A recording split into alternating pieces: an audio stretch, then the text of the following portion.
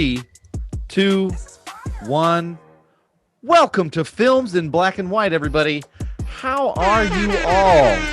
Thank you for joining us. Thank you all for being here for Season 2, Episode 6, Podcast 2, The Wrath of Audio. Sticking with Star Trek, going with it. Wait, what? Yeah. I saw that Wrath of Khan. It's Wrath of Khan, but I couldn't have it be Wrath of Khan, so I said Wrath of Audio. Sure. For no real reason, other than I can. So, I dig it. How's everybody doing? My name is Doug Wagner. I am one of the co-hosts for Films in Black and White. I am joined by my two other co-hosts. And I'm going to kick it on down to one, Bryan Roush. Bryan Roush, how are you doing, sir? I am so happy to be here. I want to let everybody know I'm so happy to be here. It is the middle of winter. We're not going anywhere, and this is a highlight of my week. I get to jam about movies with Marcus and Doug, and I'm pumped for it. Doug, how are you? I'm doing outstanding. It is quite cold here in South Dakota. And like you, I have no interest in going anywhere. So this is the highlight of my week. But we need to invite our other co-host into this, the only Marcus J. Destin. Marcus, how are you doing, sir? I ain't so damn giddy. So that's fine. You know, it's one of those. It's one of those days. You know, as a man, I feel like it's important to embrace your emotions, and I ain't feeling too damn giddy today. But y'all gonna get this goddamn podcast. I know that much. That's totally fine. No, that's good. But no, it's good to be here. This is a great reason to be giddy. Bryan really made this feel like. I mean, he really gassed this up. Like, I'm excited to be here with Doug and Marcus, and I'm with that. But hey. I am, and look. We all have up and down days. I had part of a down day earlier, but I'm here now, and I'm just happy to be with y'all. That is fantastic, gentlemen. For the past few episodes of season 2, we have just skipped over a very important part of the podcast, and that's sharing with the people what we are watching and what we are reading.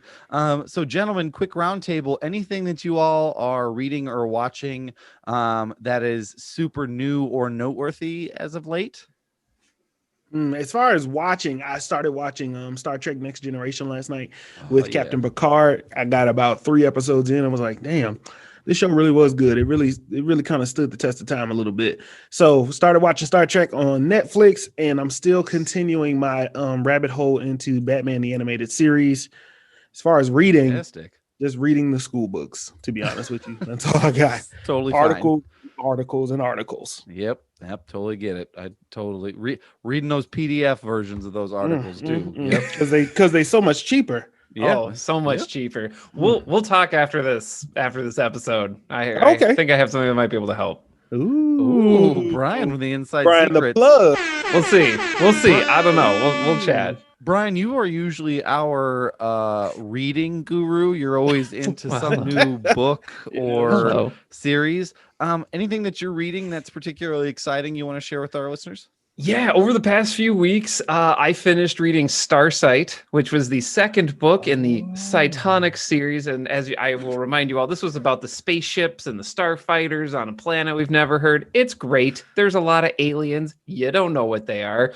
And pretty much this second book was like, we're going to introduce you to like 5 different races of aliens, and you're going to like it. And you're like, okay, that sounds good.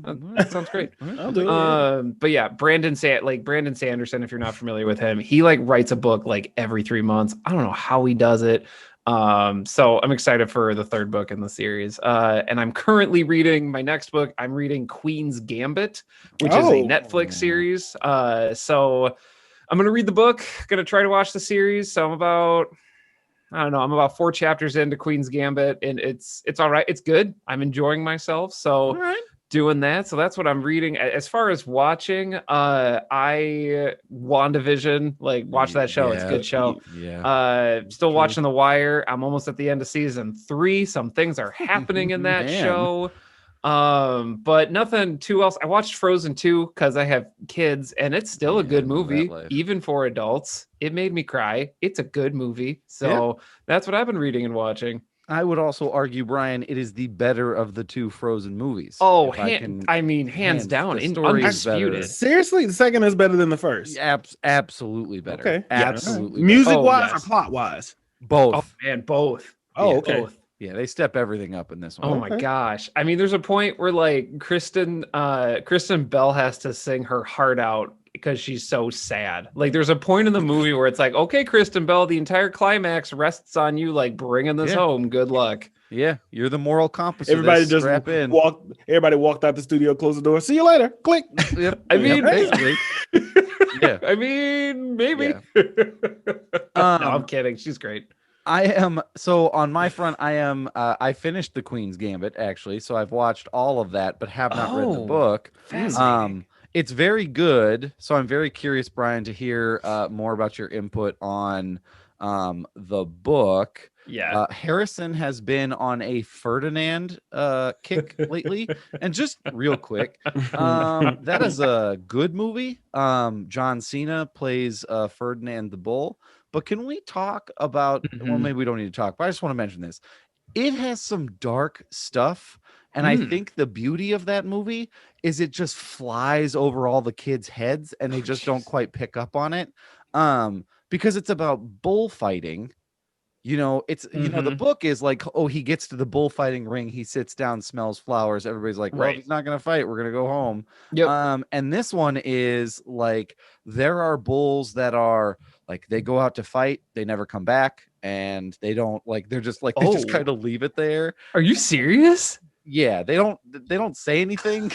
But it's nuts. Gosh. The other thing is that there's one area where like Ferdinand stumbles into the house to try to sneak out or like to get away from where he is, and he finds this wall of just bull horns. God damn.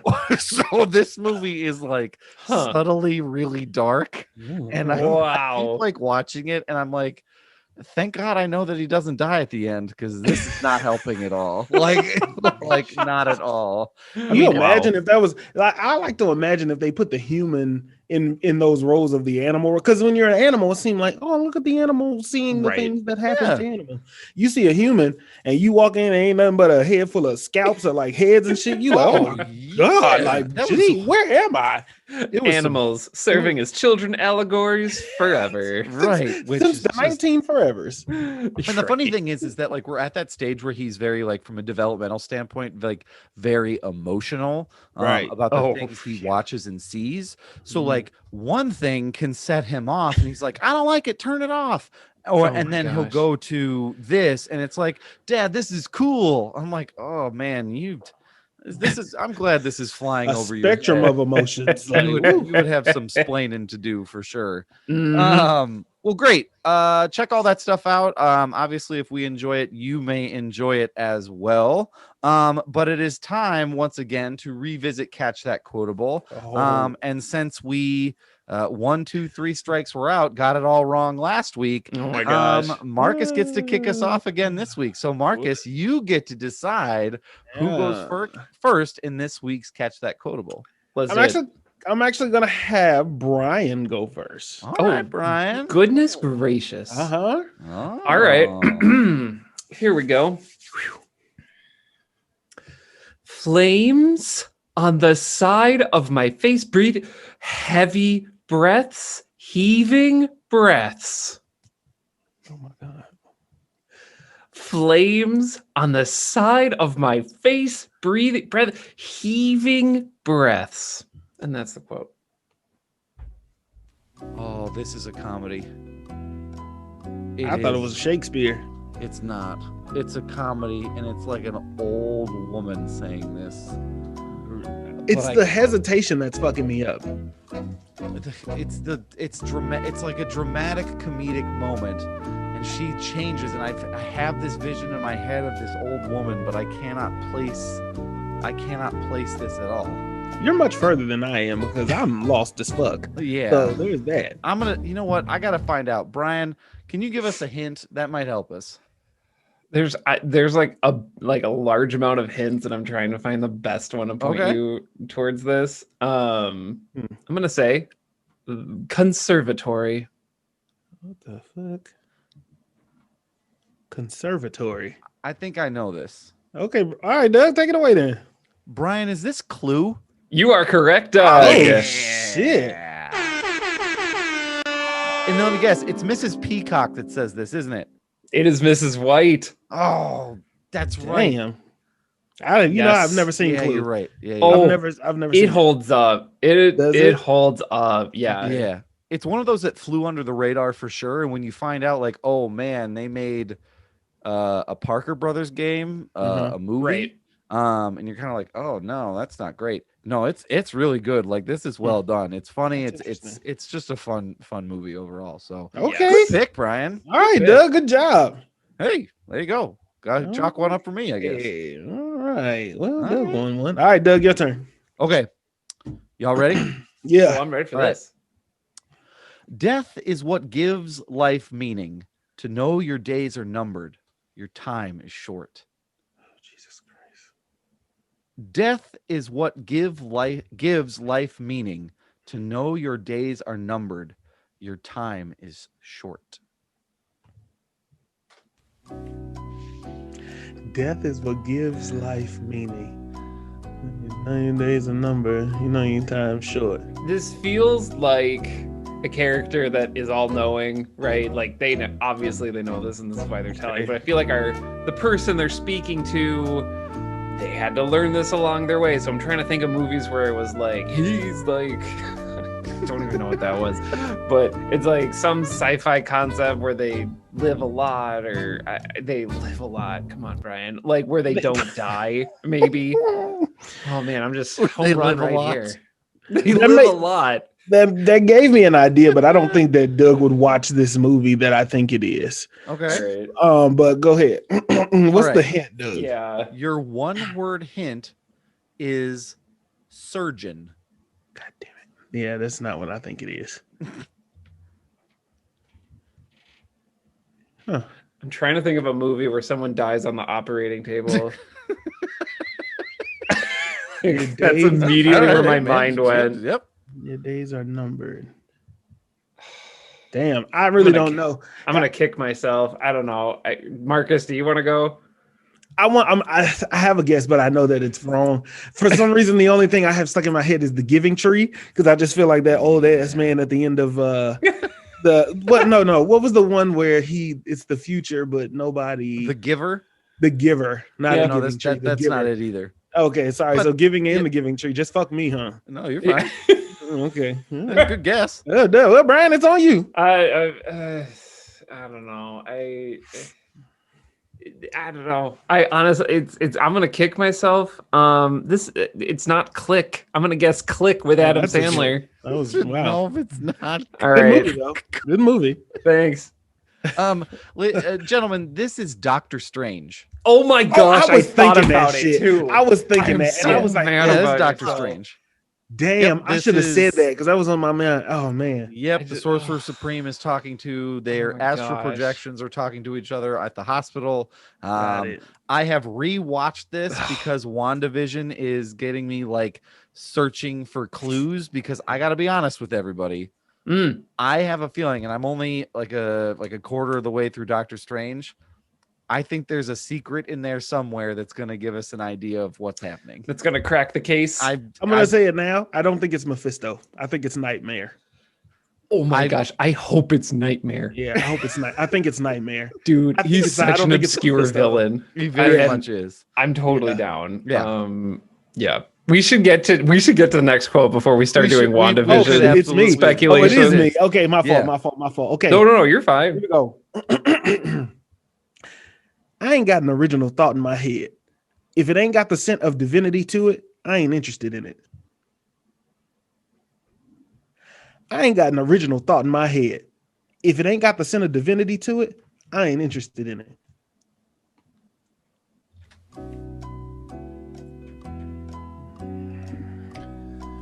All right, Doug.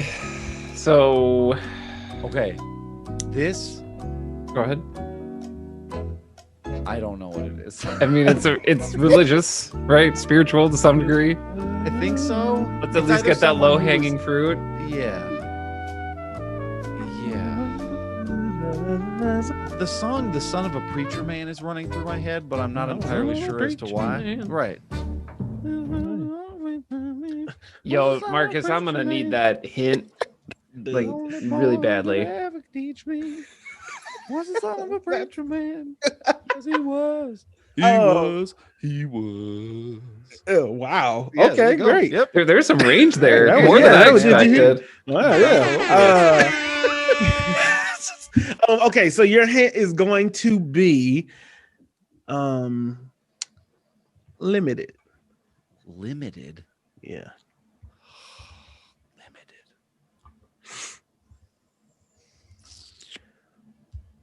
Okay, I'm gonna make this guess. I don't know why this is sticking with me. Guess away. This is my guess. Marcus, is this the movie Life with Eddie Murphy and Martin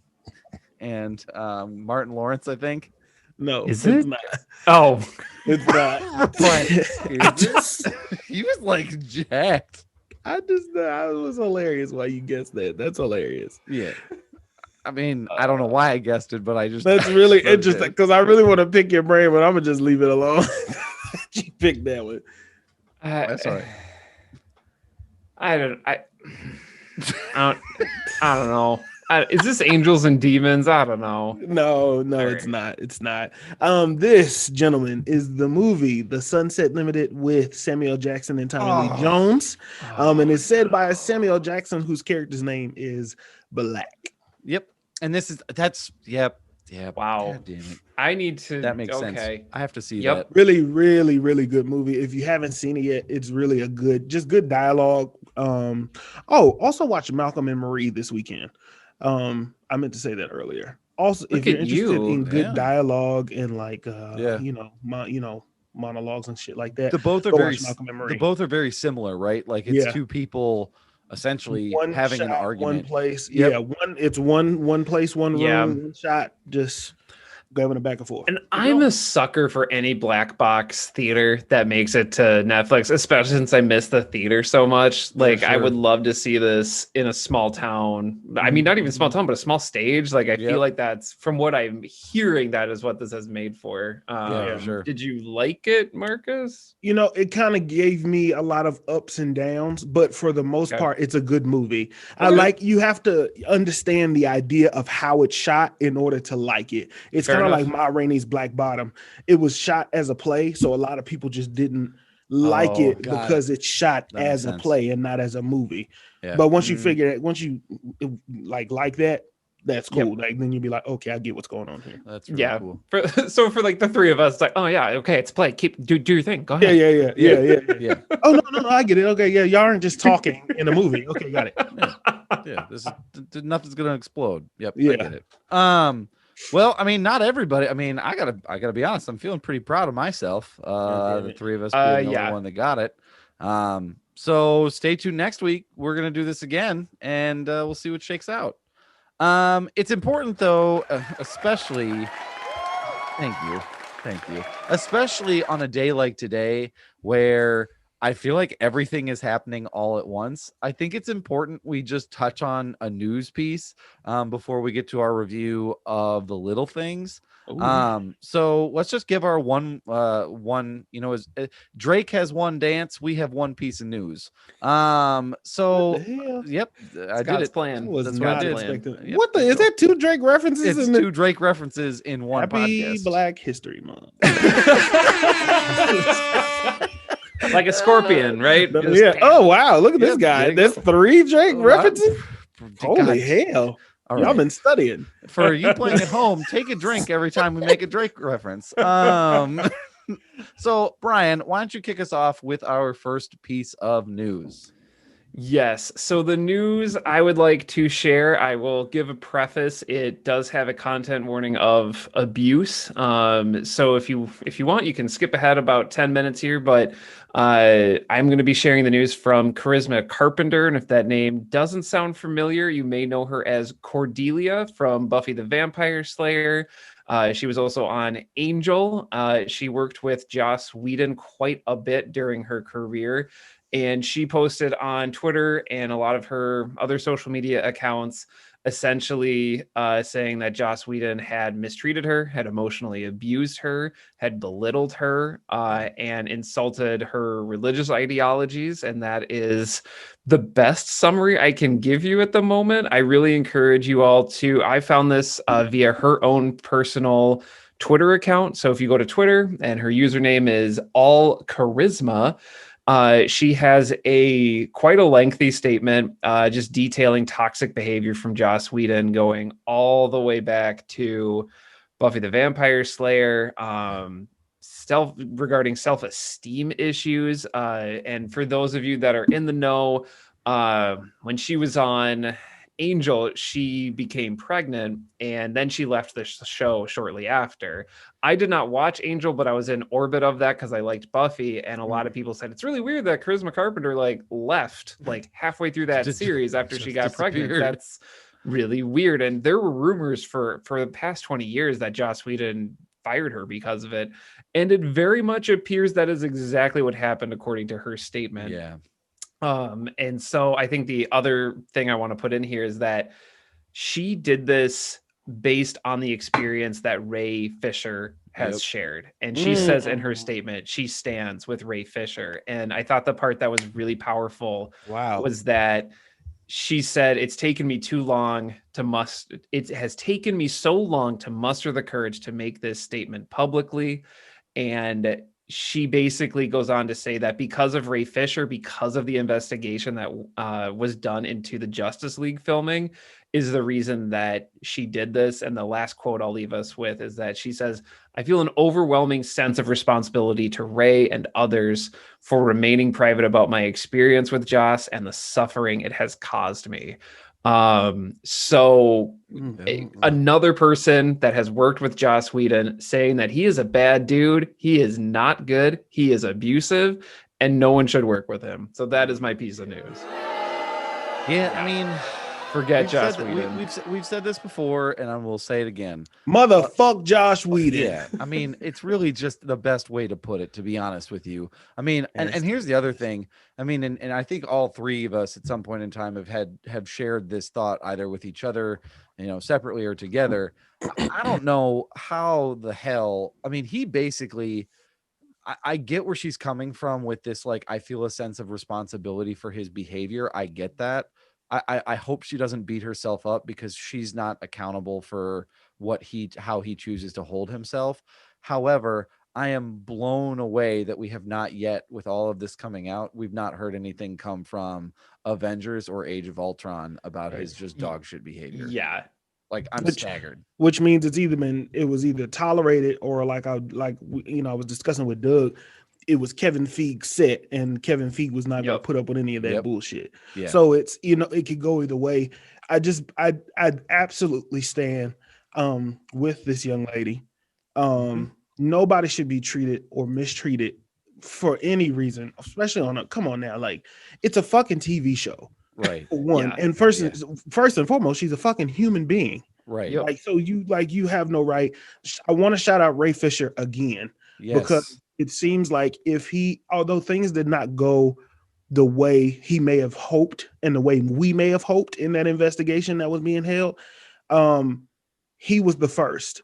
And because he's the first, he took a lot of stones and he took a lot of BS and things didn't go that way. Yeah. But he paved the way for other people to be able to speak up. And that is just as important as winning the case, is also being able to be a light and a beacon to be like, you know what, enough is enough. Yeah. Yeah. And I mean, again, I think it's very important to say that, you need to believe survivors of this type of stuff, and you need to stand with them. I mean, the phrase, the one line that jumps out to me from her account is the question, are you going to keep it? That none of your fucking business. None of your fucking business. I could, I mean, just one, if you're a dude, PSA, take a knee. Brian's PSA here. If you're a dude and someone tells you they're pregnant, don't say that. At all. Just don't ask that. Don't say it. Let the person just talk to you and share what they want to share. That is incredibly invasive. That is incredibly personal. And you have no reason to ask that if you are not involved with that situation. And say it to the wrong all. person, you could get the shit slapped out. You're gonna get the taste slapped out your mouth. Yeah. Well, Like, also, this is a boss and worker dynamic. So, if, Right. like this is like your boss being like, well, like that is completely inappropriate. You would Also, never real do quick, that. if I can turn to Doug Wagner's thesaurus on this one. Oh wow, everybody's dropping knowledge today. Believe it or not, are you going to keep it? Also sounds like, what are you gonna do? Or how are you gonna handle it? Or what should we do about this? Or let me mind my Those are essentially- motherfucking business. Yeah, all of those are Yeah. essentially the same thing. Here's the one acceptable question. How can I Jesus. help? Like, that's Yes. the one fucking question you can ask. Yep. Or That's it. gentlemen, welcome to Marcus's corner.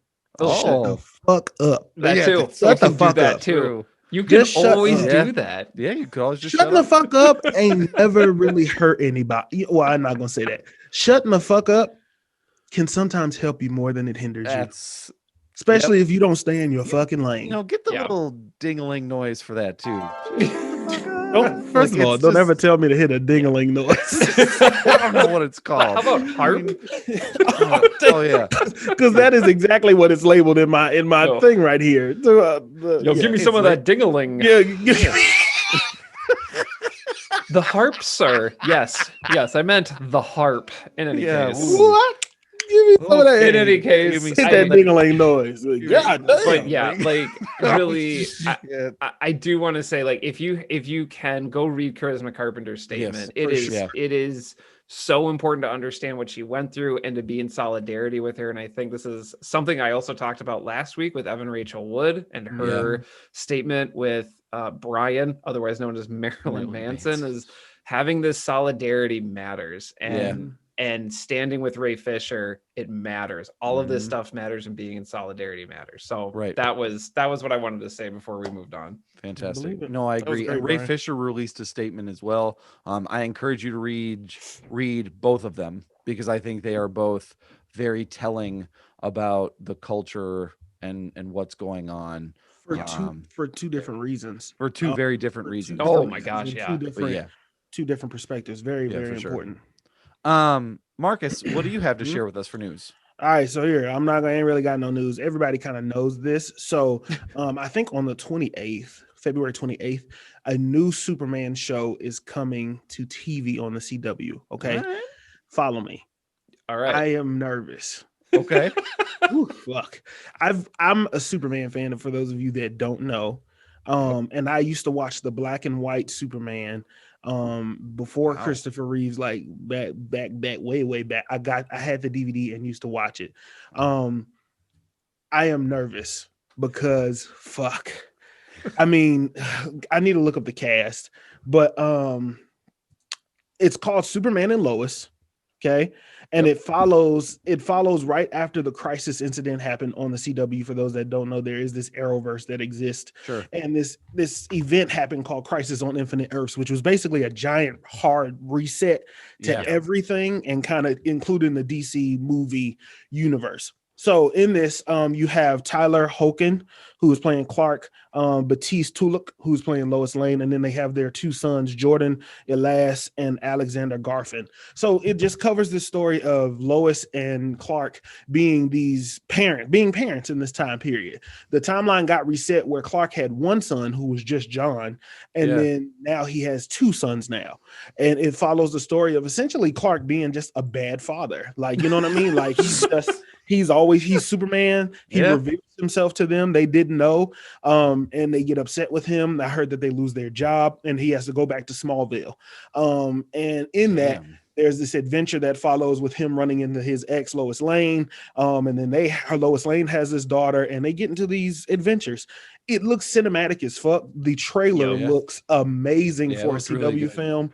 Side note, I heard that they are trying to work a deal with HBO Max to kind of fund it. It's another word for it, but they're going to fund it. They want to help co-fund it because when it appears on TV, they want that show to then appear on HBO Max the next day, just like they do with the CW. Yup. Yeah. So, and you know, if you've watched Stargirl, you see that they have taken things to another level when it comes to these TV shows where they look like fucking movies. Yep. And it already got a 2-episode extension, so now they have 12 episodes. Where the other CW shows like Flash and all that got renewed for the 8th season. Here's why I'm nervous. You could fuck this up. Superman is a hard character to get because they either make him overpowered or underpowered. It's hard to get his character because you have such a powerful character, literally with so many fucking powers. And then you try to humanize him, and either they over-humanize it, they don't show his true strengths, or they feel like they have to kill him to make a point. You have to kill the strongest hero to make him relatable, and that is not always the way that Superman should be portrayed. It's not my favorite way. Here's my tangent. I hope that the show is successful. Here's why I'm mad. Somebody mentioned to me, there was this picture going around of all the people who play Superman and in their Superman outfits and stuff like that. Really dope edit. I'm upset because everyone knows one of my favorite TV shows is Smallville. If you look over to the left, you can't see it right now. Smallville is I have the things on DVD. Okay. And Smallville paved the way for these TV shows like Arrow, and Flash, and Birds of Prey, and all of that kind of stuff like that, right? So Tom Welling had the potential to be the best Superman ever. He pissed me off, and he came back at the Crisis of Infinite Earths special as just Clark Kent with no powers. Made the decision to give up his powers to have a family. Superman would never do that. Not the Superman that I know. Now there are different variations of Superman. Yeah. But Tom, that story pissed me off. But the thing that made me mad was Tom never went full Superman. Okay, he never wanted to put on the suit. He never wanted to be, Dawn. He never wanted to do that. So essentially, it started with Clark and ended with Clark. At the end of 10 seasons, and we never got that full Superman moment. Like, never got the suit, and he was just adamant about it not being about the suit. And then when he came back for Crisis, he still didn't have the fucking suit and didn't give fans what they fucking wanted.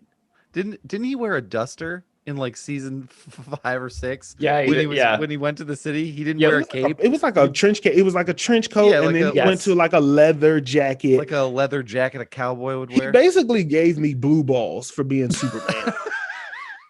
Okay, he did all these things and wore the emblem and he wore this long trench coat that resembles a cape, even when it was in all black. And then they were like, hey man, you don't need to be as dark. So then he got this red leather jacket with blue bottoms with the Superman emblem on it. And I'm like, okay, so when he's the Blur, people will see the red and blue. At the end of this fucking season, they had this terrible CGI with a plane, and then they had him do the little Superman rip open the cape where you just saw the S and it was a Brandon Routh version of the suit. Never got to see full Superman. I hope they don't fuck this up because I love him. I love Superman as a character and the things that he's just a good character, dope character.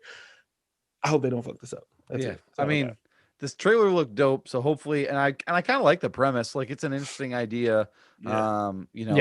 Definitely, and like kind of like with Arch Enemy, like this idea of a superhero with an actual problem, because that's the thing they never talk about is in these comics, these two superheroes will go off and have kids, but you never talk about the kids.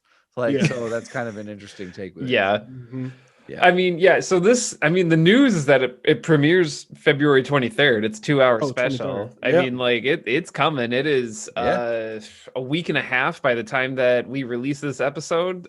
So I agree. Like, I think Superman's a hard character to get, and I think that's why I like him as a villain, which is so messed up. Maybe I'm broken, but like, I love Superman villain stories, and I feel like it's one of the reasons that like we get this really warped view of Superman of just like, we don't know what to do with him, make him a villain. And it's like, okay, I mean, that's fun, but like, it's the humanity of Superman that's the story. And that's really hard to tell in a whiz-bang environment all the time. Like, Superman can't punch the feeling that he doesn't belong, right? He can't fly faster than the idea of like truth and why that matters, you know, like it's really hard to convey those concepts in a superhero format. And I love it and I respect it. And I always appreciate people willing to take a hack at it, but it's always really hard for me to connect with. So I feel you, Marcus. I will diverge here though. I did not mind the Tom Welling cameo in Crisis on Infinite Earths, but this is a crossover event from like 2 years ago. We don't need to go off. We maybe can do this in the Discord, but it worked for me. He really disappointed me. I get it. And the comics are different than TVs and movies, right? For sure. Like you can, you know what I'm saying? Everybody loves Batman. Batman is an easy character to do. That's why they redo him 1,000 fucking times, is because he's human. He's human, and you see, he lost his parents. That is easily relatable, and all you do is add gadgets and money to him, and you're like, yeah, that makes sense. And you know what I mean? Like, all he had to do is just go to a fucking counselor and could have gotten the fuck over it. You're talking about the last son of fucking Krypton. You better put some fucking respect on his name, goddammit. Like, write the fucking storyline and make it a good one. Don't just go in there and make Clark a bad fucking dad. Come on, he's Superman. Let him know, okay, listen, I've been a bad dad because I've been saving y'all asses every time. I done saved the world 300 times, or what the fuck are y'all mad I ain't show up for a football game? Like, goddamn. Like, what am I supposed to do? Shit, it's hard to balance all this bullshit. I got a job, and then I got another job, and then I gotta make sure your mama getting in trouble somebody dropping her off a fucking roof every other fucking day. Like, god damn. Well, I mean, thanks for tuning in to this episode of On the Soapbox with Marcus Simpson. Welcome to Superman Soapbox. Superman all the time. Whole new spinoff podcast. Yeah, it's incredible. I mean, you're right. I mean, this can either go exactly as they have it planned, or it's going to go off the rails like episode 2. So like the Flash, y'all are stretching that shit. Y'all are stretching that the fuck out. I enjoy the different Flash. Episode. Maybe too. I just want to see the same thing every week. Okay. I want to see him fucking happy, Brian. Can we just talk about that? I know we got a movie to get to. I just want to see the fucking Flash. Can y'all make Grant Gustin smile for fucking once? He always going through some shit. Like, this is not the Flash. Where's the witty motherfucker? Different universe. Oh, fuck all that. This is the sad universe. I'm gonna go through my news relatively quickly. But I have another. I mean, and this is relatively new today. Mandalorian star Gina Carano is back in the news for her, like, hot takes, right wing hot takes. Like, that's what she's really going for. And she released a statement today saying that being Jewish is essentially the same as having a political ideology. Please read the full quote. And I'm going to read the full quote right now. Really quick, Brian, I think it's important to note. Anyway, this has some Nazi language in it, so just real quick. So, quote: Jews were beaten in the streets, not by Nazi soldiers, but by their neighbors, even by children. Because history is edited, most people today don't realize that to get to the point where Nazi soldiers could easily round up thousands of Jews, the government first made their own neighbors hate them simply for being Jews. How is that any different from hating someone for their political views? Like, I mean, everybody just take a collective sigh of like, brother, this guy stinks. I mean, I gotta be honest with you. I mean, her history teacher is like, I failed. I said, I didn't do my job. I don't know how he doesn't, like, pack up his stuff in a paper box and go to the principal's office, be like, look at this tweet, I'm out. Like, obviously I'm not doing something. Really quick for anybody who might be confused. A religious practice and being that of a member of that religion is not the same thing as believing in small government or big government, what have you.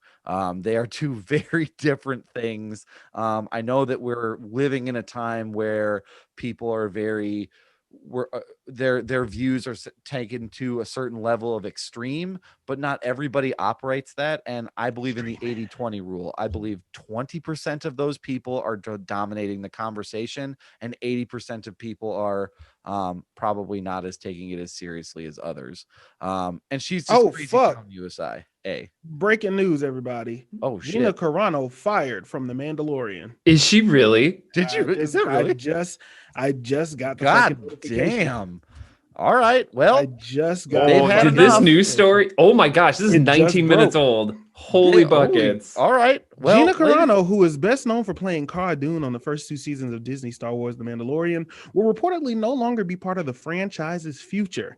The news was first confirmed in a statement from Lucasfilm spokesperson, which comes courtesy of IO9, revealing that Carano is not expected to return to the series' future seasons or to any other future projects in the franchise. All right. Wow. Well, ladies and gentlemen, thank you for joining us for Films in Black and White first. Wait a minute. Gina Carano is not currently employed by Lucasfilm. This is a quote, and there are no plans for her to be in the future. Nevertheless, her social media posts denigrating people based on their cultural and religious identities are abhorrent and unacceptable. Wow. Well, you know what? She poked the fucking bear, because she's been doing this for a really long time. And you know what?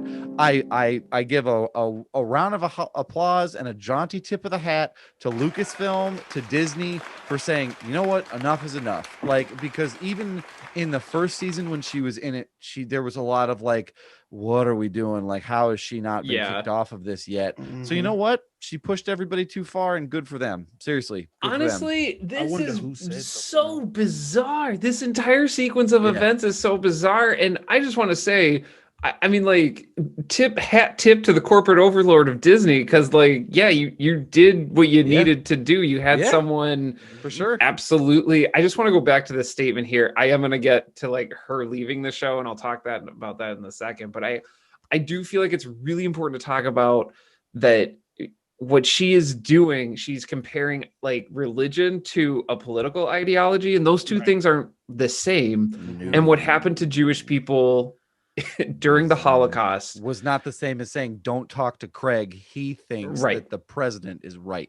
Like, and that's not the same thing. And for people that don't know, or for people that tune into our podcast, like that have never maybe even talked about this, or like, I don't really understand it. Like, it needs to be said that something like that historical event that happened to the Jewish people, you can't compare it to a political ideology like Gina did, and that it is incredibly offensive and vile. Like, I need to say that out loud, and it's not okay. That's great.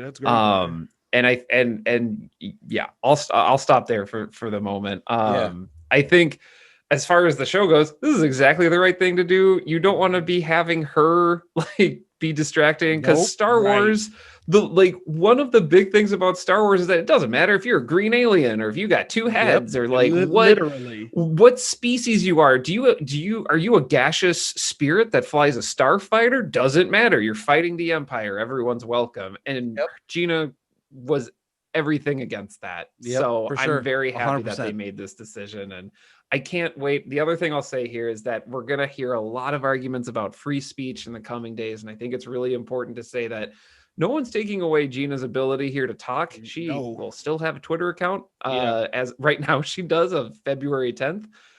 And she can still say all of these things, even if we disagree with them. But just because you have the power to say things doesn't mean that you are free of consequence. And this is a consequence for the actions that happen when you have a platform. And so that I'm sure we're going to hear that a lot. And I want to make sure I say that now. And I think the other thing to keep in mind, and then I think we'll pivot on to the movie. No, I ain't pivoting yet. I think the other I think the other thing that's really important to note is that for years and years and years, we have said that corporations are treated in the tax code as people.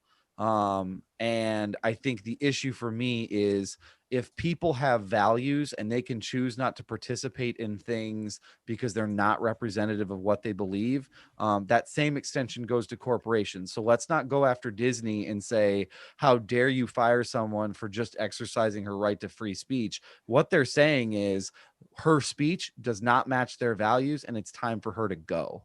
Like that's all that is. You're not censoring anybody. You're saying, hey, this isn't representative of who we are as a corporation, as a people, as a team. It's not the values that we represent. Time for you to get the fuck out of here. This shouldn't even be a free speech discussion. It is. She's not being censored.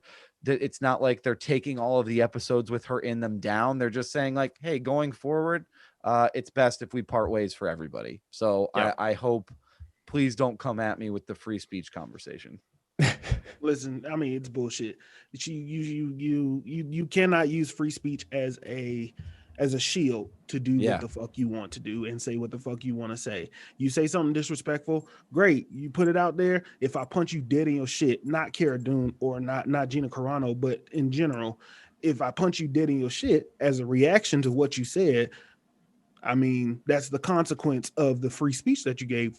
That is free, and so is this ass whooping. That is the extreme version of this. But obviously, like, you can't. You obviously don't understand the community that you were making content for. Right. You know what I'm saying? Like, how do you not understand? How do you not understand that? And so, I mean, you know, kudos to them for doing that. I'm sure she's going to tweet something and say something. Oh my gosh, that she got fired for being discriminated, and this is only going to add fuel to the fire. But here was the other point I was going to make, and then I'll dead it from here. When you do things like this and you make these comparisons like this, you are trying. It feels like to me, and call me out if I'm wrong. It feels like to me an attempt to water down the history and the seriousness of the things that have happened. And they do it with this. But yes. And you do it with this, and you do it with slavery, and you say, oh, well, you know, like whatever the case may be, this is just like that. No, it's not. It's not, because nobody is going to kill you. I get your quote is saying that, well, this is what it's gearing up to be. No, it's not. Yeah. Like this is not the same thing, and you need to know that, and you need to stop spewing, because everybody has a following. That's the thing that pisses me off. You get these celebrities who say what the fuck they want to say, and then they have 1 million followers who believe in them. Right. Yeah. At least 1,000, and that's 1,000 people you misinformed. Right.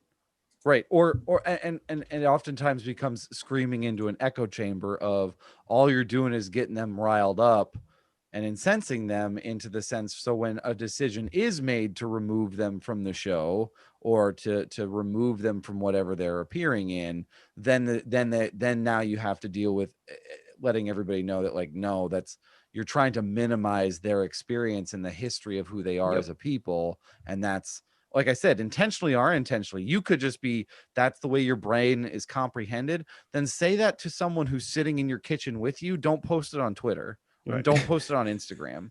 Like, if you're having a hard time, find a trusted friend, be like, hey, this feels really similar. And they can be like, no, you're wrong. Just calm down and have a glass of water. Like, you can work that shit out. But you're absolutely right, Marcus. You and both of y'all need to just shut the fuck up. Now, again, to go back to the point about what you can say to a pregnant woman, just shut the fuck up. You don't have to say anything. That's full circle. Damn, this is a hell of a news segment. Good. Yeah, I mean, we still have a movie to get to. Y'all, we really dove into it, but we do have a movie to get to. This week, the three of us watched The Little Things. We watched The Little Things, which is on HBO Max and in theaters where it is available. I'm going to go ahead and give everybody a quick rundown of just some quick fast facts. Then I will kick it over to Marcus to give us his barbershop summary, and then we'll kind of get after it. So really quick, The Little Things was directed by John Lee Hancock. He is also the individual who directed The Rookie, The Blind Side, and Saving Mr. Banks. He is also starring Denzel Washington as Joe Deacon, Rami Malek as Jim Baxter, and Jared Leto as Albert Sparma.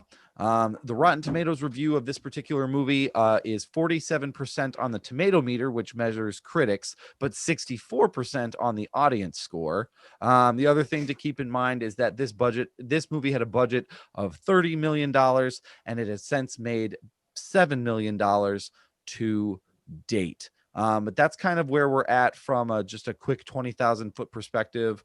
But Marcus, why don't you give us your barbershop summary of The Little Things? I cannot wait. Man, so listen, you get a cop, right? What happens when you mix a old cop, a new detective, and a freaky boy? You get this movie. Yeah, this is what happened. You get one long-haired hippie, and then you get another guy who also was in Mr. Robot. You got the Joker, Mr. Robot, and the Equalizer all in the movie together. So really, it's a masterclass of acting. But we don't know what the fuck is going on. So basically, you sit for 2 hours, and was somebody knocking on my door? No. Huh. Anyway, I thought somebody was knocking on my damn door. Anyway, all right. So you said we can just cut it in. We're gonna hop in right here. So listen, this is what happened. You get the Joker, the Equalizer, and you get the Joker, the Equalizer, and Mr. Robot, and you put them all in the movie, okay? And then once they all in the movie, you get 2 hours of you just sitting there for an unsolved case. Somebody is knocking on my door. Hold on, give me a second. You're fine. 2, 1. All right, look.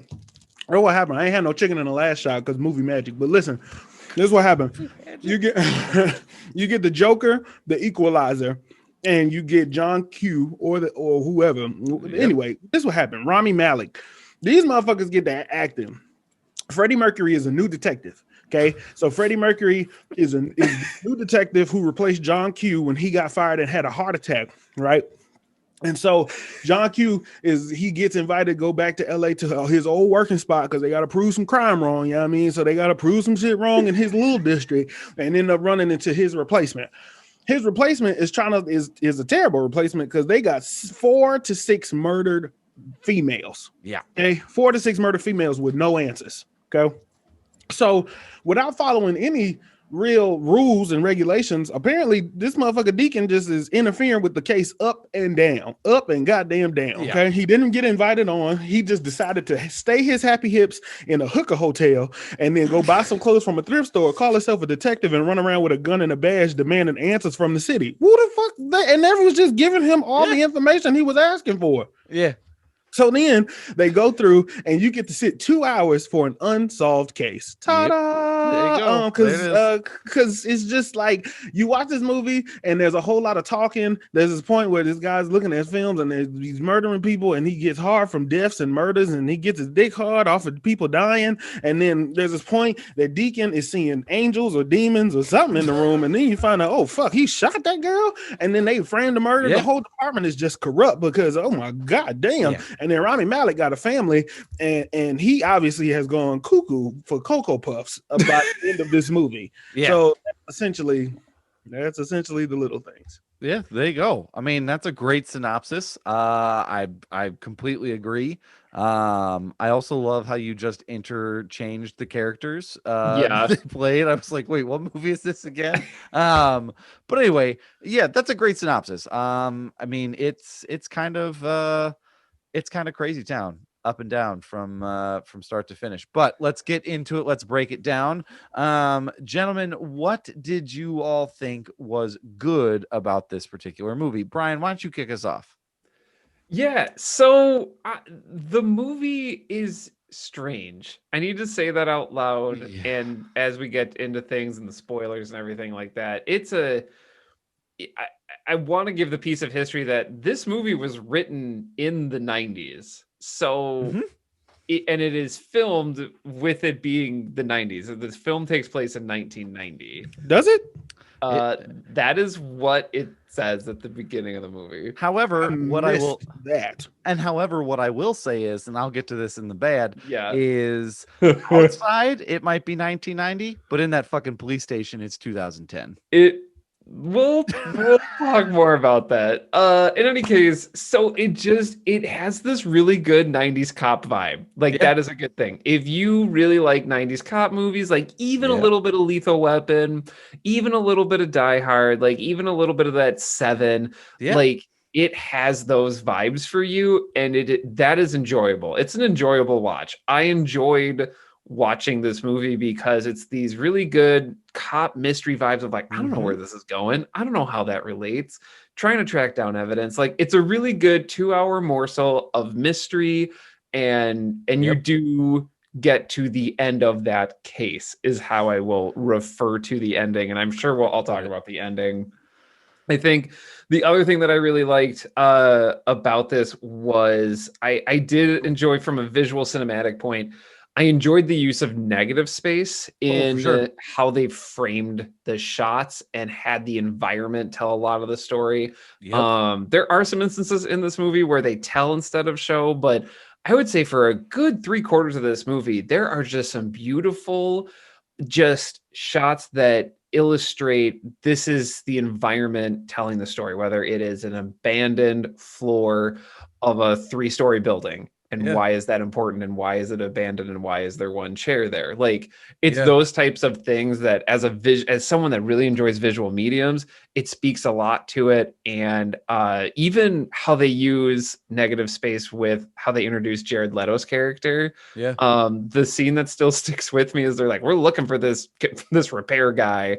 I don't know, haven't seen him. And they both leave and the shot stays on this weird open doorway, and just Jared Leto just leans back into the shot in the doorway, and it's like, is that Jared Leto? And then they move on. And it's wonderfully done from a visual perspective. Like, that's something I should care about? I don't know. It's kind of silly. But wait a minute. So those are the two things I will say that are good. It's the vibes, just the general atmosphere they have going on. It's really well done. The cinematic nature of most of the shots, having negative space and having the environment tell those stories and showing those stories as opposed to just telling us most of the time. So those were the good things that popped out to me about this movie. Yeah, for sure.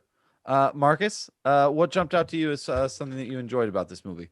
I will agree with everything that Bryan said so far, especially about the shots and the cinematic shots, especially when they were driving on the freeway highway at one point in the movie, and the lights were reflective off of Denzel Washington's car, or something was reflecting off of his reflect. And I really like that shot. One of the other things I just think that your casting was on point. Your lead, you have to have 3, I'll say 2.5, because Leto's lead is kind of weird, but to have these 2.5, 3 big leads in a film and getting them to share the screen time, where you can't really say that this is a Denzel movie or a Rami movie or a Leto movie, I think is really impressive. It says a lot about your script and the balance that comes into it, because it's not like nobody really overtook the film for me a lot. It seemed like pretty well balanced, so I'll say that. It's there's some good stuff in here. I'll be honest, I was on Adderall when I watched it, and I enjoyed it. So I enjoyed it because I was actually paying attention, but I was doing something else, not just straight watching it. I was trying to fix up some things and do other things, but every once in a while, I'm paying attention to what's going on. I like the plot. I like the storyline of what brings everybody together and how they all interact together. So I will say that. I'll say that. And they took their time to put this movie together.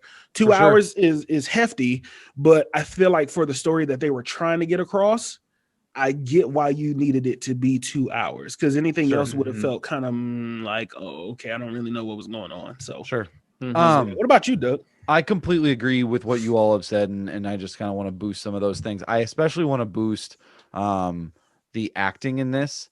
I thought it was really well done. I thought the casting choices that they made just top to bottom were really well done. I think the other thing that I really appreciate is I appreciate when directors and producers and movies like try to actually hire people to play parts that make that story indicative of the time period. Like I appreciated that the the criminal investigator who worked at the morgue was an African American woman. Like I appreciate, because they could have very easily done like they very easily could have whitewashed this and made it just like, oh, that whole police force is white, but they didn't. And so I appreciate having your actors match and reflect the area in which the movie is set and the time period in which it's supposed to be taking place. I thought those were some really good choices. I also think some of the suspense that they built up was pretty good. Like I appreciated you know, like anytime those dead women showed up, I had a little bit of a jump, like, oh shit, like who is that? So I do appreciate some of the jumps and some of the thriller elements of this particular movie. But yeah, just top to bottom, the shots were really well put together. The acting and casting choices were well done. And again, I think there's a good movie here. I think that it's worth not to get too far ahead of ourselves. I think it's worth watching. I do, however, have some things that I didn't necessarily care for. And I'm just going to launch into them. Okay. And I'm going to have to talk about it. It's the set design. And I'm going to mention this. There's no fucking way that police station on the interior was 1992. I'm sorry. Like I'm not an architect. I am not an interior designer, but just looking at the way that the light bulbs work and the way that whole office is adorned top to bottom, like go back and watch Lethal Weapon 1 or 2 or even 3. And you're going to see like, that's what a police station looks like. It does not look like that in 1992. The outside does, the inside does not. And it just irked me to no end. Brittany even said this. So Brittany and I watched this together. Brittany said to me, she goes, oh my God, there's no way that police station is in the 1990s. And she actually had to ask me what decade we were in. And I was like, we're in 1990, like, but not inside. So I mean, that's the first thing that just irked me to no end. That's really interesting you said that, because specifically the windows in that the windows, the clear windows when they were up, when Rami was up speaking and addressing the reporters. I just felt like that was almost felt more futuristic than anything else. I did not notice this entire film was supposed to be based in the 90s. So Bryan, you saying that, it gets why, okay, everybody's kind of driving an older car, but I kind of just tossed that up to, oh, they're in this part of the city that is just more so just throwback vehicles or something like was what they were interested in. Wait a minute. I need to hang on a second. So watching this movie, were you like wondering like, wow, why aren't they using like their cell phones to like call each other? Absolutely. I was wondering, I was like, wait a minute, why is this motherfucker at a payphone and he keeps calling from a payphone? I was like, okay, well, maybe they just want to get it off the books or old cop methods. And I was like, okay, yeah. This is not a critique, because like throughout the entire movie, it feels like the only way they knew or they were able to set that it was the 90s, it was like cars. So old cars, like just like you said. Everything else, though, I swear, I will go back and I'm pretty sure there's like a T-Mobile LED sign in the background of one of the shots. And I was like, wait a minute. And then they moved on. But so it just felt like they only did it with cars. Also, the pool at the end, Rami Malek's pool at the end. There's no way that is a 90s pool design. That is incredibly modern with like a little waterfall and like. Also, by the way, that man is not. If he is a detective, there's no way he can afford that house, even in the 90s. Especially not when you ain't solving no damn cases. I don't understand how you got that damn house. Yeah. I mean, unless you got like a great inheritance. But in any case, I needed to ask that question, Marcus, because I was like, I need to know where he falls on this. Oblivious. I also have one other thing that and then I'll turn over to you two to kind of give your bad. And I'm going to spoil it. So this is a spoiler alert. Like, just so real quick, if you want to watch this, stop. You should have been stopped. Well, terrible. You should have stopped. Summary. You might have, but you could have missed it. But if you didn't miss it, and so just really quick. Yeah. So can we talk about how Denzel is a dirty cop again? I Can we mean, talk about I how was going to talk he about shot a this white and woman in what the I would park? change, but yeah, go ahead. I Go mean, do it.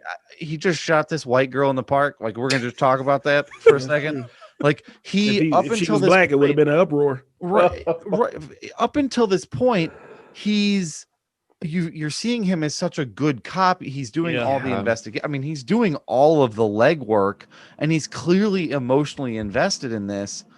But I feel like there's got to be a better way to convey the reason for that level of emotional investment on his behalf than, Mhm. oh, he shot somebody and they Mhm. looped her in as one of the third victims. Like, there's a part of me that just, I was like, in my notes, I was like, Denzel's dirty again. Like, it's just one of those things of like, I feel like I just feel like there's a better choice there. There's got to be a better choice in there somewhere. And it just bugged me that you're going to waste all this time, energy, and effort of casting a fantastic black lead only to the very end showing that that's what happened. Now, I know it was framed as a mistake, but it still bugged me. I don't know why, but it still bugged me. I think from my perspective, when I was watching the movie, this movie was obviously, it's clearly not about the actual murder, which is the thing Right. that I think fucks this movie up for me. Is one of my bads is Yep. you set this up for me to, you set your beginning scene sets up this thing. Okay, it sets up this moment, right? Right. But the rest of your movie detours away from that.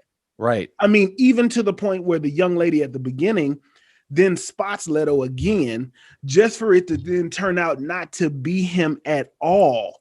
So my thing was, with as far as the Denzel story, I guess for me, then it turned into, okay, so maybe the actual story was Denzel's manipulation of Rami, right? But then not because of how the movie ended. So then it's like, I don't understand what you wanted me to get from this. Right. So I didn't put this in any category. Like, I don't think it's good, bad, or anything I would change, but the movie has an ambiguous ending. Like, it's just, there's nothing. Was it ambiguous? I mean, I guess it was. I guess we can do this now. So I felt it was ambiguous because I feel like there are many things in the case that point to Jared Leto being the killer. When Denzel gets into his apartment, he finds those false teeth. He finds that hidden compartment with all of the murders. He has that red room, the photo development area, which just does it doesn't pass a vibe check for me. And just like not just things not adding up. Like he's a weird dude, and I'm not saying that's the reason you're a serial killer. But those two other things are circumstantial and can get you there. And they give you those elements because the coroner's like, well, these bite marks don't match up. And you're like, oh, but I saw these false teeth. And so like I feel like that's the way they want us to go. But they never say for certain it was him. And then Denzel wants to push Rami Malek's character, thinking that they found the guy by sending her the red beret. But we don't really know if Jared Leto was just a weird dude, right? Or if he was the killer. I think he was, but it's never confirmed. I thought that he was not the killer, and that he just really. So this, for me, which is very interesting, you said that. For me, this movie ended with Rami becoming Denzel and the way that he's going to be haunted. Well, it ended with Rami could have been Denzel, because Denzel realized, I almost turned this person into me. So then in order to prevent that, Denzel went and bought the red beret, and he sent the red beret to make him feel justified in killing Jared Leto. But at the end, I felt like that, oh, fuck, maybe Jared Leto didn't do anything and was just a creepy fuck that was just fucking with the police, because he said, I was just fucking with the police. And he could have had the same sexual attraction or same sexual freaky deaky stuff that was kink. There we go. The same kink that the killer actually has. Well, and he has the other thing too. He has the same beer that is at the scene of the crime that is in his fridge too, which is also apparently like a Fight Club Easter egg too. I was looking this up the other day, but we can get into that. Like apparently he does that in Fight Club. I didn't know he was in Fight Club. I didn't either. To the point though, like I agree with you, Marcus. It definitely felt like Deke, Denzel Washington's character, was like, no, I don't want you to go down the same path I did. Just, yeah, you got him. Here's the red beret. We're done. Yay. And then he has to live with everything. And I don't know, Doug, Marcus and I are having this back and forth. What did you think of the ending here? I think based on, and this is, I think the thing that bothered me is I like the movie. I think the thing that bothered me is that I wanted there to be a payoff where if you're going to have a movie about two people who come together from different parts of the tracks or different parts of the history, and they're going to solve a murder together, they need to solve the murder. And you know what I mean? And they didn't. Yeah. They basically said all of that investigation, all of that time where Denzel finds the chair in the warehouse across from where the woman lived, all of that, like he broke into the house and find out all that evidence. It didn't matter because all that happened is he got beaten in the head with a shovel and then buried. And I get that that's the storytelling, but for me, you spent so much time creating evidence trails and creating details and putting things like the beer cans. Was the audience paying attention? It's like all of those details were one big red herring to the payoff of, by the way, I just slapped him in the face with a shovel and we're the character interactions is a problem for me. Yeah. Go ahead. I'll start with the captain and Deke. When they interact with each other, you're like, oh my God, maybe they really got into it. And maybe some shit like Deke really must have slept with his wife or something. Come to find out at the end, they're all in on this mistake that happened. Right. And so then I had to ask myself, well, why are you so mad at him?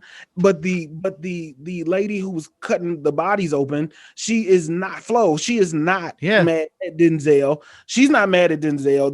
The chief is pissed off at Denzel.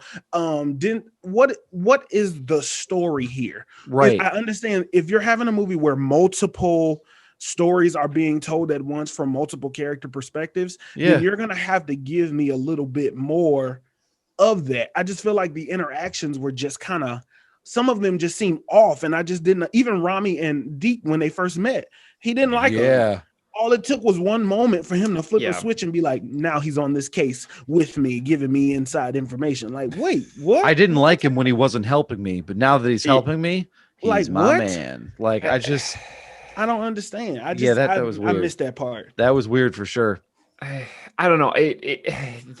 It's complicated. This movie's such a hard. It's so hard to get a pulse on this movie about how I feel about it. I'm gonna say that out loud. Like, I actually don't even know what score I'm gonna give this. Like towards the end of our review here, that's like how up in the air I am.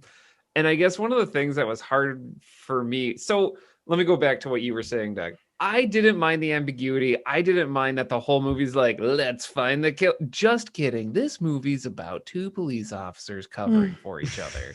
Like that. And the movie ended, and I'm like, this is like unintentionally a really good example of like why you should abolish the police. I don't know how you got here, but like you just laid out a 3-act fictional account of like why the police shouldn't be the way they are, and I don't know if that's your intent, but that is absolutely the impact, because you strip away that whatever the mystery element is, and that's your core story. It is Deke being like, I messed up, hey, good to see y'all, I got to do this thing for work, and then this guy's like, I'm having a tough time with work, can you help me? Okay, but I screwed up. Okay, I don't care, help me anyway to do this thing at work.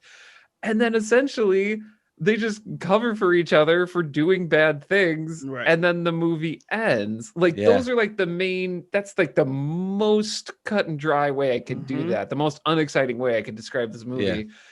And I feel like that's a very divisive way to go with your movie. Like, and for those people that have watched Seven, I feel like Seven delivers on that mystery element, what you were saying, Doug. Like Seven, top to bottom, a fantastic mystery thriller, and it does that well. Like I feel like Seven does that well, and I feel like this movie was like, okay, what if it's Seven, but like instead of them solving a murder, it's just two cops being dirty. I feel like that's the pitch, and it didn't I don't know. I don't think it lived up to the expectation that it had. And Jared Leto, I see that entirely. I think what happens is there's no defining moment until you get to an hour and 38 minutes in where it deviates.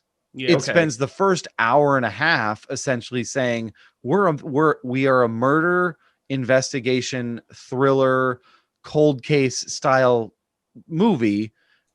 And a minute and an hour 38, surprise, it's actually about two people covering for one another. It just seems like an incredible right turn to take when you've spent all that time getting us invested into what's happening to the murder. It's just, and again, it's not bad. I think it's the acting in it again makes watching it worth it.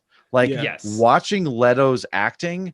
I mean, Jesus, man. Like he acted really, really, really great. He got 3 goats in a room. Oh my gosh. 3 goats in one room. Yeah. Let me jump in on this and then I will shut up, I promise. Like that interrogation scene, it is worth it to watch this movie. It is not like the movie has pretty good shots and cinematography and setups throughout. I don't know what happened with this scene, but like they rushed it, but also didn't get it pictured right, didn't set. I don't know the right way to say it, but basically you have these 3 people that are at the top of their game. This movie has incredible performances, and then like you rush this interrogation with this guy who's like obviously trying to play with the cops, and I just feel like I guess I want to know why that decision was made, because maybe they were trying to convey something that just didn't get there, but it's like you're rushing this really good like character chewing, scene chewing action, and then it all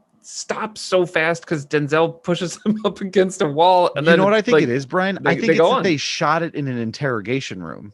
You think that's it though?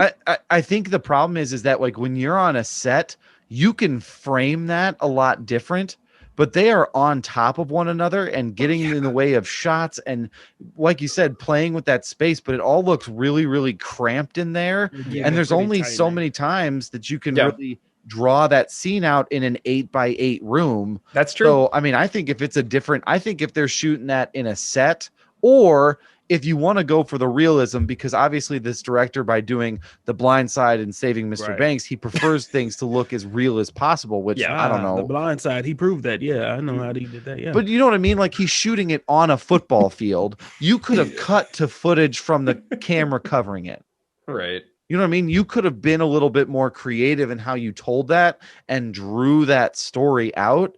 I completely agree. That felt really, really rushed. And I think all that did is it made me see why Leto, the Joker we're going to get from Zack Snyder and Justice League, is going to be interesting. Yeah. The other thing that makes me really, I mean, just some of the lines that he has in that. I mean, when he says, when someone passes him that packet of information, he goes, "Is that for me?" I mean, that's somebody who's teetering on the edge of their own sanity. Like that was acted really well. And you're right. It was like, well, we threw it all away. Oh, and come to find it didn't even matter him being there because she identified him and from the elevator. Like this is just cops doing a shitty job. Like that's just, I mean, welcome to watching The Little Things. Subtitle: Cops doing a shitty job. Like that's just. Her job was to stay with the witness. Yeah. And then this guy comes up, he goes, by the way, I got your tax paperwork. She's like, let's go look at it now. What the fuck are you doing? Like he said, white man fired up on Black History Month by the police, huh? Stay there. Just stay there. Like, so she did only have one job. She had one job. Stay there. And even the ending for me, the ending of the FBI now coming in and being like, here was the bow that they put on this movie. We don't know if he did it or not, but the FBI agent says, yeah, all that information, it's just safe to assume we start from square one. Excuse me? So you just scrap everything and start the fuck over? Right. That doesn't sound like police work to me. I mean, nope. And the guy couldn't find the stolen vehicle. He didn't know that the vehicle was stolen. That it was called as stolen. What? That's right. He abandons. Well, don't they say he abandons the vehicle? I can't remember how they pull in one of this. They pull this like van. Yeah. He abandoned it, right? And he asked the other cop, well, was it reported stolen? He said, nope. Then Rami says, well, bring that motherfucker in. So they bring it in, search it up and down. They ask him again, and Leto tells him it was reported stolen. Your guy didn't do the research. Rami then goes and tells Denzel it was reported stolen. Job. This guy did not do he missed it. Yep. You forgot to log that phone call about the stolen vehicle. Cop's doing a shitty job. It just feels like all y'all motherfuckers need to be fired or arrested because y'all are obviously helping the murderer get away with this shit. Right. There was a while there that I thought, like, just toward like when he was seeing the victims, I was like, Denzel's the murderer. Like, there was a serious moment where I was like, Denzel has killed these poor women and he's just hidden deep undercover. So the ending, I was like, is Rami Malek the murderer? Like, thought that too. Is that like together. He drew him out and we all think he's the prey, but he's the predator. And then we got a really boring sequence of him digging holes. And that was a right turn I didn't expect. But I'll be honest, I was on pins and needles that entire time of the finale. Of him just digging holes, and I'm like, when is Jared Leto gonna kill him? This is where it goes. And my thought was, when is Denzel gonna show up and kill him? Right. Oh, fair. I wrote in my notes, I said, with an hour 38 in, my bet is Denzel kills Leto. Then 2 lines later, oh my God, I did not see that coming at all. I'll be honest, I didn't either. So, I mean, it's... Go ahead, Marcus. It feels like if this movie feels like the director had written 3 different endings and recorded all of them, and then we got this one. Because I feel like somewhere in there it was like, yeah, but you know what? Just pull an ending out of the hat, everybody, and we'll decide which one we're going to go with. Well, and it turns out that nobody's the killer. We won't solve the murder, and you're going to die. All right, let's roll it, film it, let's go. Meanwhile, like the set designer is like, fuck. It's just like I did all of this work for you to just bury this man in the desert.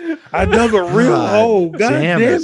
The poor set director. I mean, so something happened there of like, wait, you want 90s what? I don't have budget for that. I got 90s cars. I don't have 90s interior. You know, I was born in 2000. I don't really know what's going on here. Like, probably. I don't know. The thing too, and this, I don't know, I feel so ambiguous. I think like that's the weird thing. Like this movie has an ambiguous ending, and it's like, how do you feel about it? It's like, well, I don't know, because the other thing about this is like the ending. It's almost a little bit of a ripoff of Seven. I know this is like the 3rd time I've mentioned this movie. That movie also ends though in like a wide open desert field as well. So I don't know. I just keep thinking of the movie Seven, and I don't know if that's good or bad. I gotta be honest with you. As much as I love Jared Leto in this, right? Jared Leto is playing Kevin Spacey in Seven. Well, there you go. Oh boy, I'll take everybody.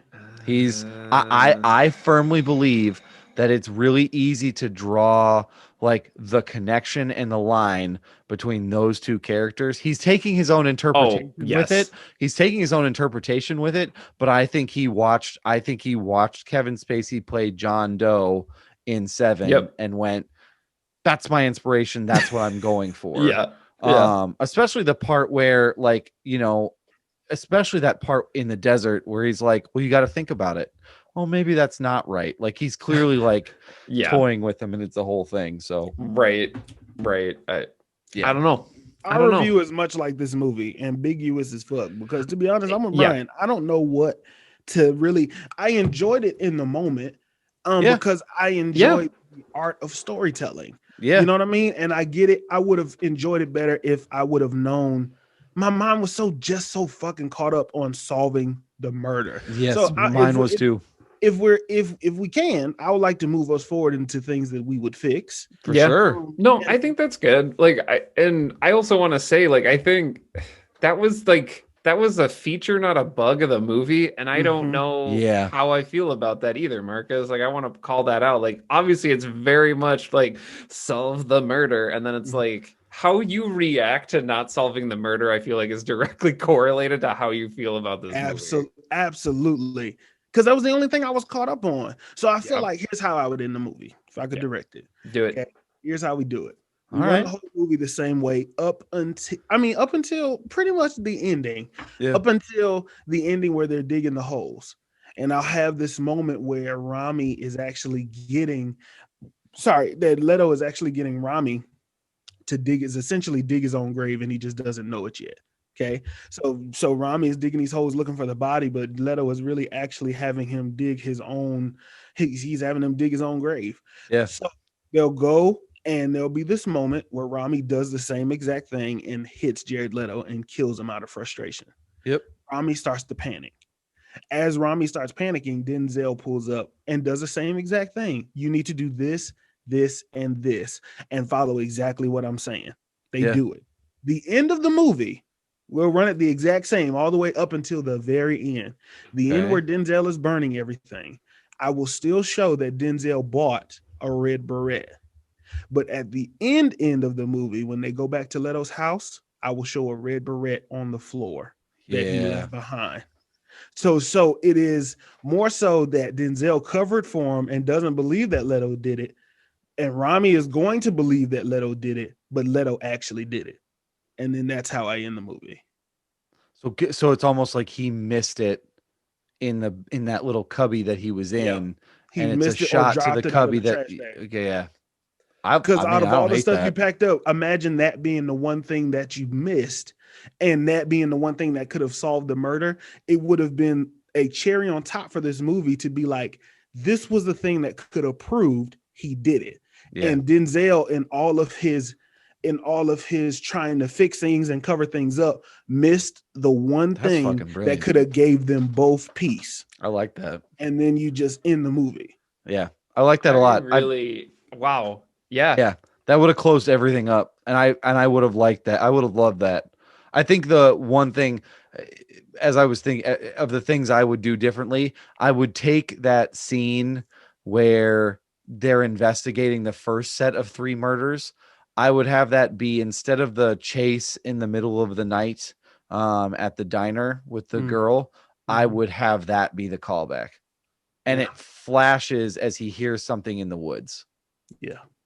Yeah. Or it's Denzel waking up, and reliving that nightmare, because that information that she had could have been told and created a little bit more suspense and drama when they find her and bring her in and someone's sitting down with her and she's recounting her story. Then there's a little bit like oh my God, we found somebody who was a witness. No way, bring her in. We want to talk to her. And then you flash that scene out in the desert where she's able to get away, because then as an audience member, I'm like, well, this is it. This is what nails him. Yep. And then the tragedy of having it all thrown away because her ID is corrupted. All of that is different. I think there's a better lead in. I love that closing, Marcus. I love that. I think also the lead in could be good too, of like this whole idea of, what if you flash back to when he was in his prime and they're investigating the first set of 3 murders, and he goes in, and right before he shoots, you do that flash white and he wakes up and his alarm goes off and he's in his house. It was awkwardly placed. Yeah, the reveals were very awkwardly placed at times. So I like that. I like that addition to it. I feel like that kind of pushes the movie in a different way. Yep, for sure. Brian, what would you change? Wow, y'all are hitting it on all cylinders, by the way. Oh, thanks. I just want to put that out there. I work with some great folks here. Wow. I think. Don't you flirt with me? Like Valentine's Day, Brian. No, those are really good ideas and way better than the thing I'm going to suggest. So I will close this out here. But I think for me, I'm going to keep the ending. Like, if you enjoy the ambiguity, that's for you. If you don't, then you're not going to enjoy it. That's fine. I think for me, though, like, I think we can get a little bit going here. And Doug, it's along your lane. Of just kind of starting the movie just in a little bit of a different way. And I guess for me, I would take out that semi sequence. Like, it is very suspenseful, but I don't Not it necessary. doesn't add anything for Nope. me, and it just kind of takes a veer away. And what I would do is I would start with like no explanation. I would start in the coroner's office and Yeah. have that conversation towards the end of the movie where she's like, look, I'm going to say it was stab wounds and I'm never doing this again. Mhm. And then just start on Denzel's path Oh, and just shit. be like, what? And then like, so, and maybe people put it together where it's like, oh, Denzel did something, or maybe people are like, oh, Denzel saw something, like Mhm. leave Yeah. that part a little bit like ambiguous, but then you Lean get to into the the end of the movie and ambiguity. it's like, dude, like this Yeah. is what's driving you. And maybe that's too on the nose, maybe for what like Mm. they were going for here, but I just feel like it speeds up a little bit because that tension and suspense, it doesn't add anything for me at the beginning of the Mhm. movie. It just feels like a short film before the actual movie That's starts, true. and it just didn't add substance to the main thesis of this film, which is just Denzel dealing with the mistake that he made and then trying to put the Rami Malek character on a better path. It just doesn't flow Mhm. into that Yeah, for me. I really like that actually, Brian. Yeah, that was good, Brian. Oh, You also shucks. don't need 2 hours. No, This movie doesn't need to be 2 to hours. tell this movie. No, Mhm. and I don't know if that's a thing. And we could talk about this some other time, but I don't know if that's a thing where streaming feels like they can give us 2 hours because people will That's a sit good and watch point. it. Yeah. But this didn't need to be 2 hours. No. I feel like maybe that's part of the problem is it's too long for the story that you're trying to tell. If it was a Yeah. short, if it's an Yeah. hour for the same with the same ambiguous ending with the same edits, but squeeze it into an hour, right? Yeah. Maybe this movie would have hit differently, and I would have been like, let me watch it again because maybe I missed something.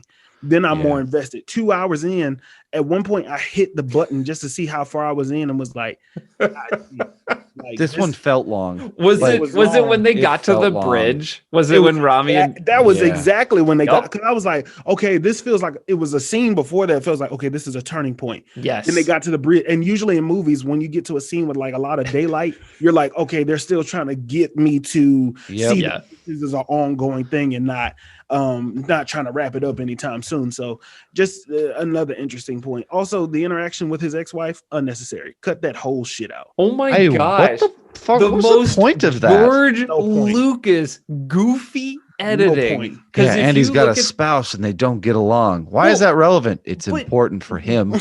they do this thing of like, What? I don't think those two people, I don't think Denzel and that actress were actually together. Like, I Right.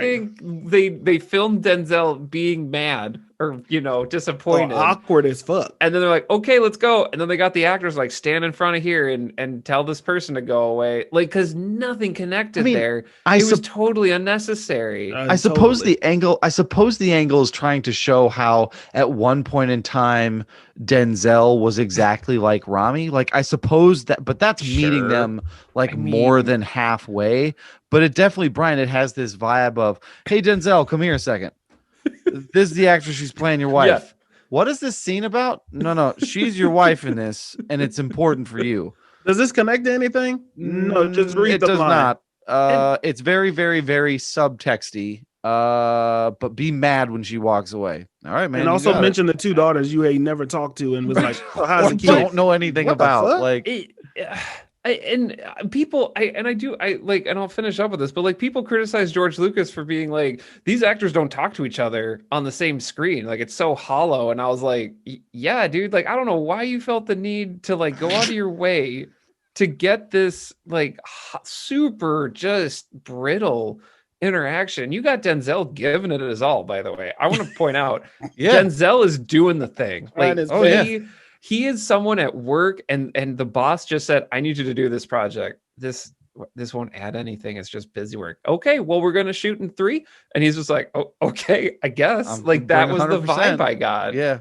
I think if you're gonna, and I think if you're gonna make the connection, how Rami Malek's character and Denzel Washington's character are supposed to be traveling down the same path, if that's Yeah. the argument, and again, I can see that connection trying to be made. You need to give them equal time. And we got a lot of Yes. time of Denzel. We got a lot of time of Rami Malek's character with his wife and kids, and this one random surprise, I showed up interaction isn't enough to make me be like, yeah, he was a real loving dad. Like all we heard was, you didn't have time for us. Yeah, I'm sorry. Well, goodbye. Like it just wasn't enough. And it just goes back to like, have the visuals tell that story. Yes. Like, you don't need Denzel to be like, I haven't seen my daughters. Like, no, like he's got a picture and he's sad and it's crumpled. Like, at least use that trope to shortcut it. And there's not even that. Also, last thing, they were trying to humanize Denzel before villainizing Denzel. Yes, right? That's what it felt like. It was them showing him fighting these demons, and he's got to solve the mystery, and he cares so much because he's drunk in a hotel trying to figure it out, just to find out you the reason she got shot. Really, technically, only that one girl should be haunting you because you killed that one girl. Yeah, that's you killed her. I don't know why the other two are in the room if they just friends and just like, girl, I'm gonna go with you when you go hunt them. But like that, the other ones, you shot the one. Like, so they tried to really humanize him. Yeah. Like, oh, he was a good daddy. You know, he had 7 heart attacks before then. Bitch, you shot somebody. You should be fired. You should be out of here. Thank you. Police is fucking up. Yep. He keeps saying it. Police is fucking up. Yep, I mean, that is the movie. Like that is the movie. That's what the whole movie feels like. That's the premise of this whole thing. The little things. The little things that the cops fuck up with. Yep, that's right. The little things the cops didn't do. Anyway, gentlemen, it's available. This movie is available via HBO Max. Listen, don't pull my black ass over. They the ones that said this shit about the police. Okay, I was gonna say that like Marcus. I'm the one that go get the repercussions of all this. I can't like, oh, you don't want on that little podcast, huh? Yeah, I heard you. I'm sorry, I don't know those two men. What I want a Dave Chappelle style scene where you're sitting in the passenger seat and we're both listening to the podcast and they just interrogate you. And yeah, that's it. So you let them say this, huh? I am not responsible for my 2 white cohorts, sir. I don't know what you want me to say here. And then me shouting, yeah, you fucking up. Like, just making it worse. Just making it worse. And then he asked me to step out the car. Sir, can you step out the car? I didn't even You can go home. You step out of the car. Oh, man. This racism is tearing the country apart. But see what it's doing to us? But that was a joke. So this movie is available via HBO Max. It's also in theaters in some places. Gentlemen, is this worth our time? Is it worth the price of admission? How would you rate this movie? Interesting. Bryan, you first. Is it worth your time? Yes. I went on like a 20-minute, we were talking about it for 20 minutes of what stuff didn't work, but I'm going to go back to what I liked about this movie. If you really want a 90s vibe mystery, yes, like this movie is for you. You will enjoy it. I don't know if you will enjoy the end, but some people like that ambiguity. And for that, I would recommend it, especially at this price. Like this is a movie that would have released or is released in theaters and you're getting it for an HBO subscription price. That's really hard to beat. So yeah, that's true. Marcus? Okay, I'm gonna take a different approach. Is it worth the time? If you were to have me sit in a movie theater for 2 hours to watch this movie, no. Okay. To allow me to digest this film at home, yes. Okay, fair. I think that your environment matters. How you are digesting this film. If I have to sit it's Tenet. You make me sit in the movie theater for Tenet. Yeah. If I was at home, I would have enjoyed that movie a lot better. Sure, that's fair. So I just feel like I would have been able to actually dive into it. So being at home, I think it's a nice little film for you to I don't want to say little. It's a nice film for you to like pass the time into if you really want to just get into it. You like crime movies and shit like that, and you just like a mental thriller or something with suspense and you don't know what the fuck is going to happen, watch it. For sure, watch it. Yeah. But yeah. So here's my thought with it. I think that this movie is an excellent character piece. I think the 3 leads, the 3 highest bill leads of Leto and Malek and Washington, I think they both bring it for that. I think all 3 of them bring it for this. Right. So I think watching them really express these characters, because like Bryan mentioned, like even a part that we said wasn't necessarily like good or it didn't make sense, they still brought 110% to that scene. So I think if you are someone who likes Denzel Washington for his acting and you are really curious at watching Leto and Malek really grapple with these characters that they've decided to take on, because they're kind of character actors, I'd say watch it. It's absolutely worth it for that reason. I do though definitely agree with it's an at-home watch for me. I think if I had paid the price of admission at a theater, I'd be a little irked, like what did I just watch? But I do appreciate watching it at home, but it's definitely worth a watch for the character acting and for the shots and things like that. So I know like Bryan mentioned, we did spend the better part of 20 minutes shitting on it, but that's okay. Like I said, available via HBO Max or in theaters. So check it out if you are feeling so inclined. Gentlemen, anything that we want to plug as we bring this horse home? Great. All right. Awesome. Bring the horse home. All right, let me get my horse. Let Bryan go first. I'm going to get my horse. The horse is called thelovenerds.com. Hey, Valentine's Day is Sunday. It's Sunday. And you know what? You're probably not going out a whole lot of places. You're maybe staying in and you're cooking. There's a whole lot of recipes on thelovenerds.com. They're easy. And are you worried about, oh man, I'm going to have to scroll through a story? There is a story, but guess what? You scroll to the bottom, there's a whole recipe card. You just get that, you can do it. So in any case, go to thelovenerds.com. There's some great recipes. You'll have a great time. All right. Marcus, what do you got?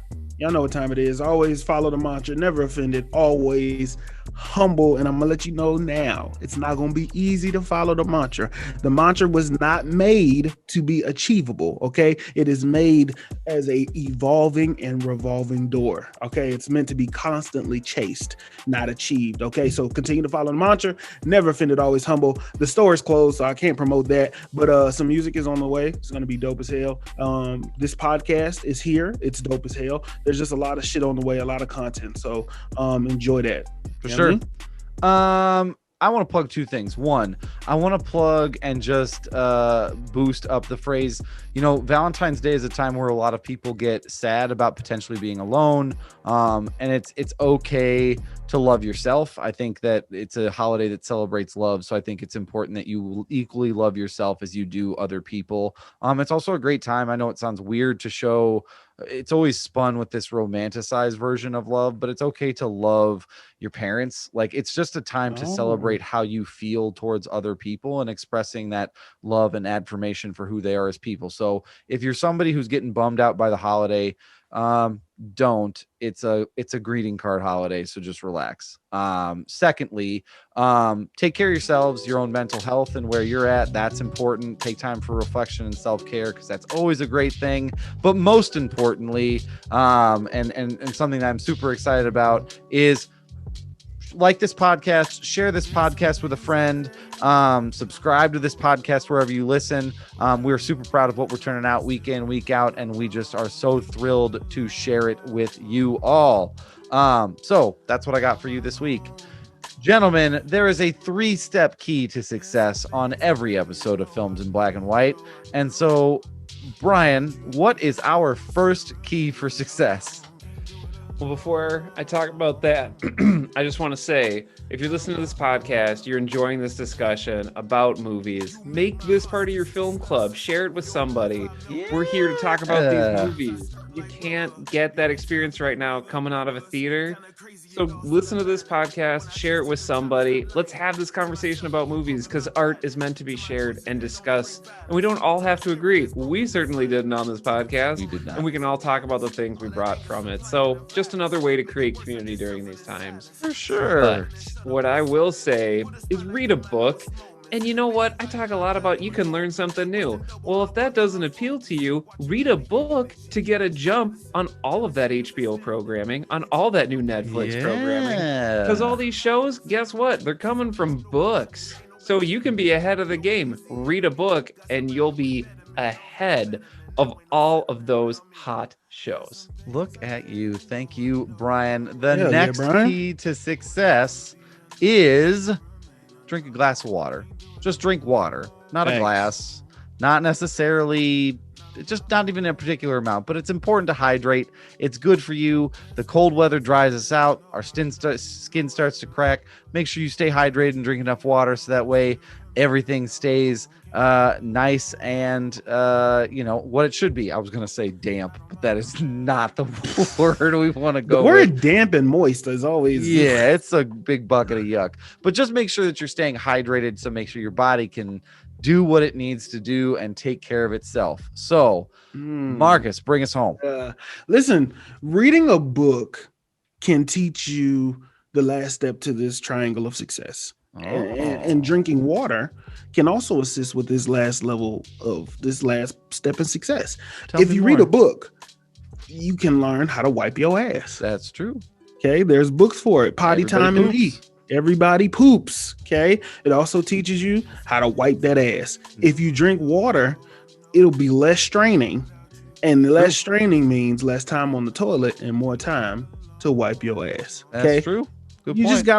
You just gotta wash it. Okay, that's it. We've been here enough. If you run out of soap and bath bombs, get some Dawn soap. I seen it clean off a greasy duck. It can clean the crack of your ass. Yeah, you're not. Okay? More, yeah. You think your ass is more precious than a greasy duck? It's not. It's not. It's not. Wash your ass. Please do. As always, we'll be back next week with a news episode where we will dive into the latest from Hollywood. In the meantime, stay safe, stay healthy. We love y'all, and we will catch y'all next week. To my choices that only bring violence, to my spirit that's broken defiant.